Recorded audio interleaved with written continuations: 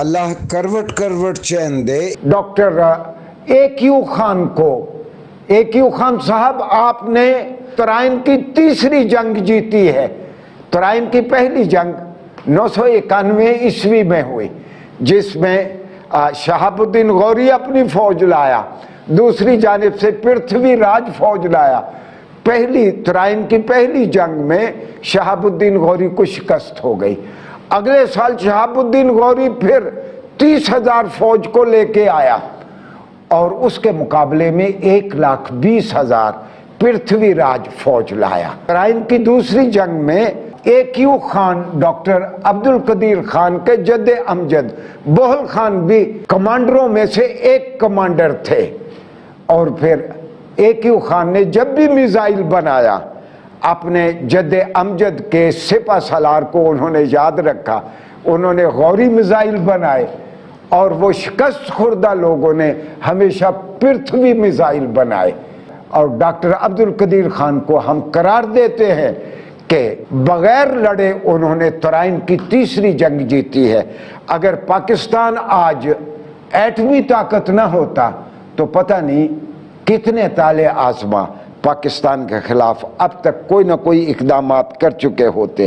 آخری بات میں یہ کہنا چاہتا ہوں، پاکستانی یونیورسٹیوں کے ایک وائس چانسلر ہیں، نام لینا مناسب نہیں، وہ فوکویاما کے پاس انہوں نے پوسٹ ڈاک کی۔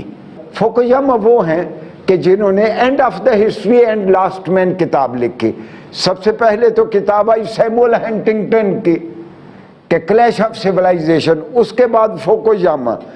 تو وہ وائس چانسلر صاحب فرماتے ہیں کہ میں پوسٹ ڈاک کر رہا تھا فوکویاما کے پاس، تو ایک سیمینار میں انہوں نے ڈپٹی سیکرٹری ڈیفنس امریکہ کا بلایا ہوا تھا۔ میں نے بھی کوئی اٹھ کے سوال کیا تو اس نے کہا کہ ڈاک I want to see you after this seminar۔ تو میں ڈپٹی ڈیفنس منسٹر کے پاس امریکہ کے سیمینار کے بعد چلا گیا، تو وہ پوچھتا ہے کہ تم بہت پڑھے لکھے آدمی ہو، تم مجھے بتاؤ کہ امریکہ پاکستان کا ایٹم بم کس طرح اس سے لے سکتا ہے؟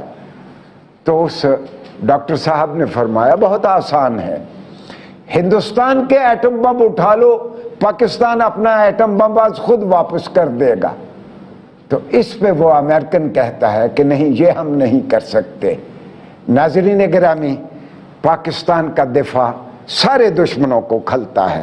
میں دینیات کا ایک طالب علم ہونے کے ناطے مجھے یوں محسوس ہوتا ہے کہ جوڈائزم، کرسچینٹی اور ہم مسلمان تینوں اب قیامت کے انتظار میں ہیں، اور یہودی اب اتنے ہاتھ چھٹ ہو گئے ہیں، وہ اتنے آپے سے باہر ہو گئے ہیں، وہ انتظار کر رہے ہیں دجال کا، جس کو وہ سمجھتے ہیں کہ وہ ان کا سیویئر اور نجات دہندہ ہوگا۔ اور اس وقت تک ہندوستان پتہ نہیں کتنی مرتبہ پاکستان کی اینٹ سے اینٹ نہ بجا چکا ہوتا اگر پاکستان ایک ایٹمی طاقت نہ ہوتی اور پاکستان کے پاس پاک فوج جیسی ایک طاقت نہ ہوتی۔ میں پورے شرح صدر کے ساتھ کہتا ہوں، خدا کی قسم یہ پاک فوج پورے عالم اسلام کا اور پاکستان کا آخری قلعہ ہے۔